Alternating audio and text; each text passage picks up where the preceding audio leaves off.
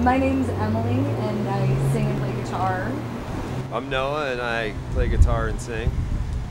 My name's Hawk, and I play flute and some synth and some other electronic devices. Oh, really? I'm Dane, I play bass. And I'm Drew, drums. And We're the New Up. New Up.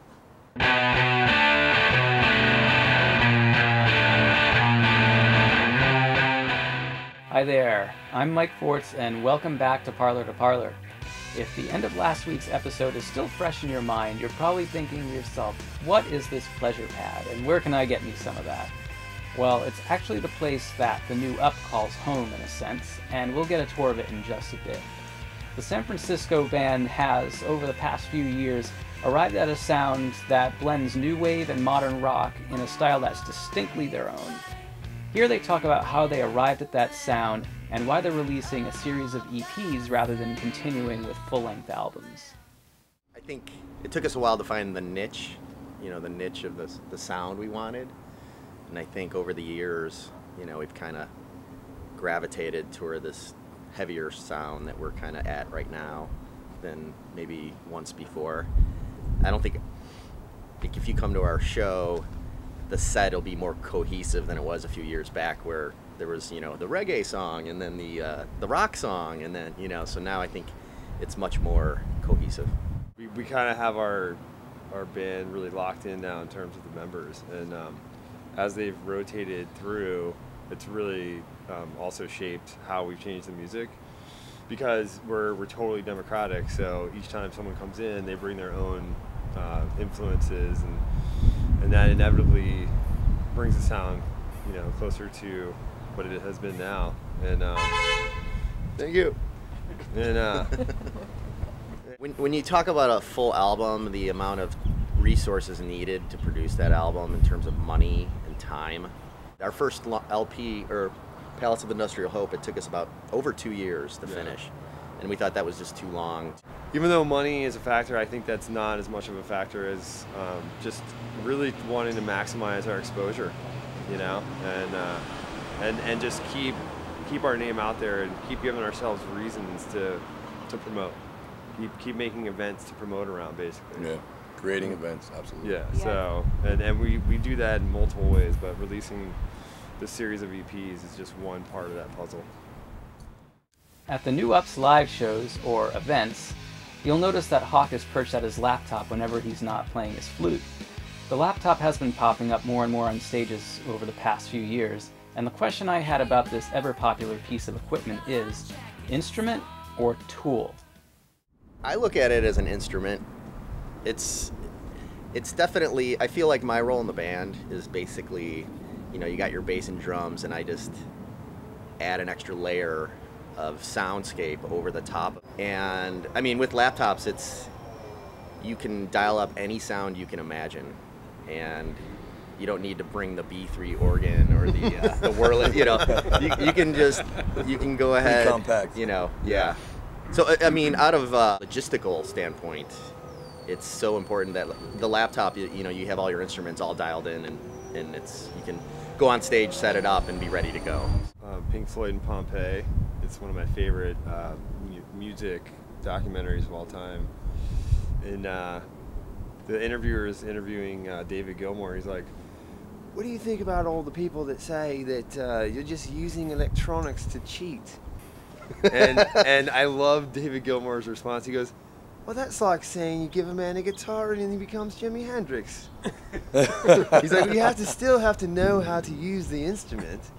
Comparable to it's learning, orchestration. We're cued off a lot of the textural stuff that he's playing. Like, exactly. You're waiting on that moment that thing happens, that explosion, the chaos pad or whatever.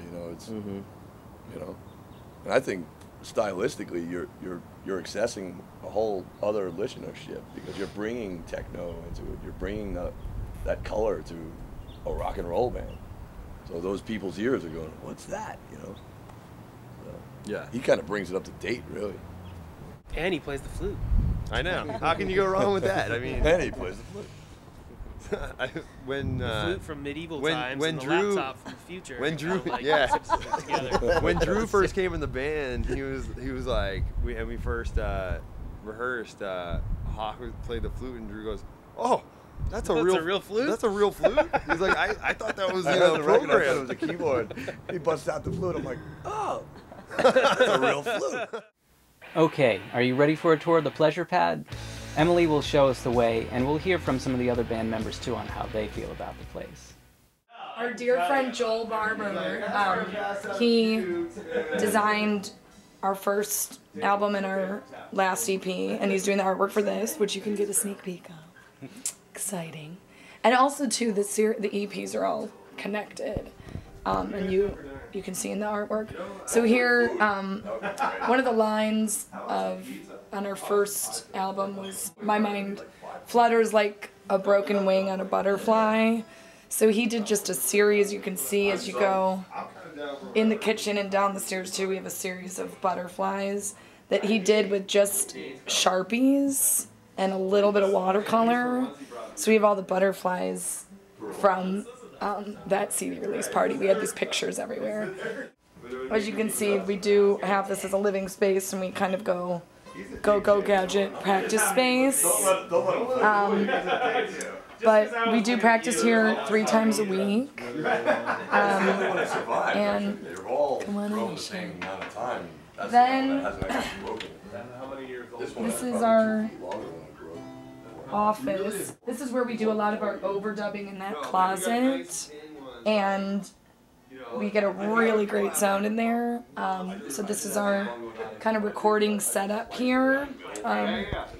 Down here, and so it's been really nice to just be in this space and not be rushed, because it's really expensive and you're in the studio and you have so much time. So we've had a lot of time to be really free and creative, which is great.